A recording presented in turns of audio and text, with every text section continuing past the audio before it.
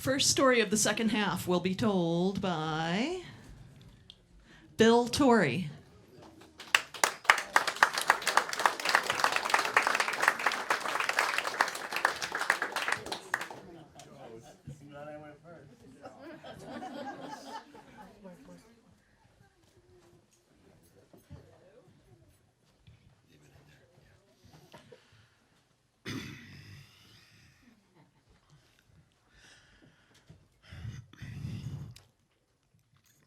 I learned how to hunt at a very early age, and I've spent my life working in the woods.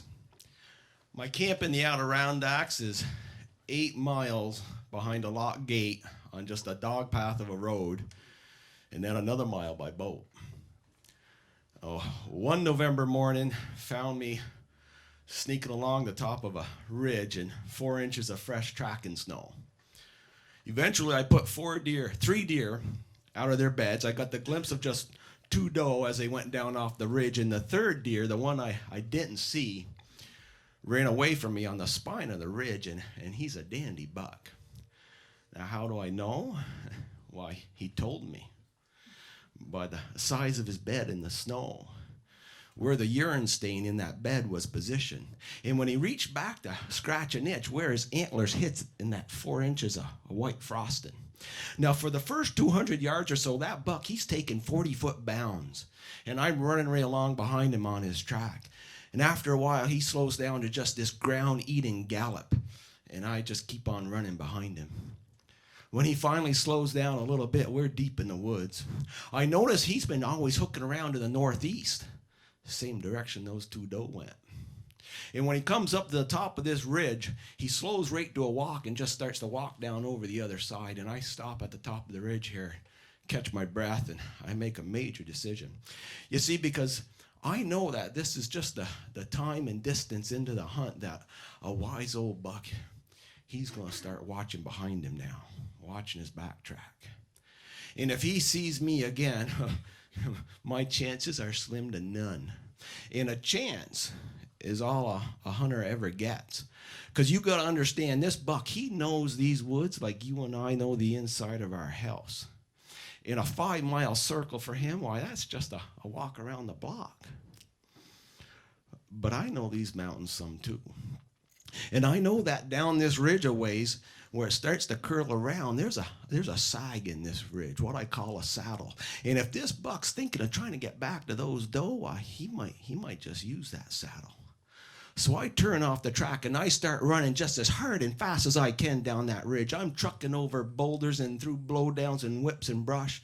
And I come running down into that saddle. And I lean up against a big old rock maple.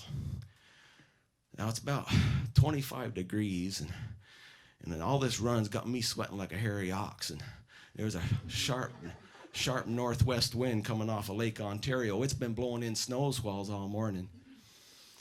About 20 minutes later, so I'm starting to shake like a 50-cent ladder. And I know I can't stand still much longer, not if I want to shoot straight. And besides, I might be wrong. What if he ain't coming?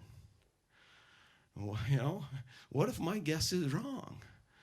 Maybe I ought to get my ass back on his track. So I start jogging off in the direction where I thought he was coming from, he might come from. And I haven't gone that far when suddenly I stop. It's hard to explain to you what happened.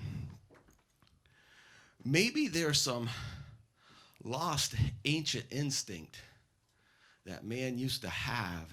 It's now been dulled by years and years of easy living and store-bought meals. And maybe my life spent under the canopy of a forest has somehow renewed that instinct in me. Or maybe it's the gods of the hunt looking down on their wayward disciple and tapping me on the shoulder. Because it was that strong. It was like somebody grabbed me and whispered in my ear, now. I know something's going to happen. I can sense it. I know that buck is near. For the next few minutes, the only thing that moves on me is just my head slightly and my eyes as I'm picking apart that snowy landscape in front of me. Suddenly, the hair on the back of my neck stands up. When off to my right, about 80 yards, I see just a flicker of movement through the swirling snow. It's the twitch of an ear. The ear of a buck. He's standing broadside to me, watching behind him, watching his backtrack. And as he turns and looks right at me, the roar from my rifle echoes across them snow-covered mountains, and he falls right where he was standing. I walk up on an 11-point wizard of the woods. His beauty is mesmerizing. His antlers are thick and wide and massive.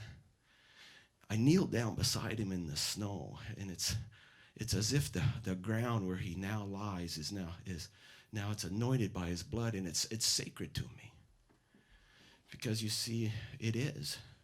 Hunting for me is truly a paradox, because I kill that which I respect and honor and cherish. There is no catch and release hunting, and I thank the gods of the hunt for that, because there's a hunger that burns deep within me. It's in my blood, and it's because of this hunger that come a snowy November, you'll find me, if you can find me, in the woods, on the track, on the hunt. Thank you.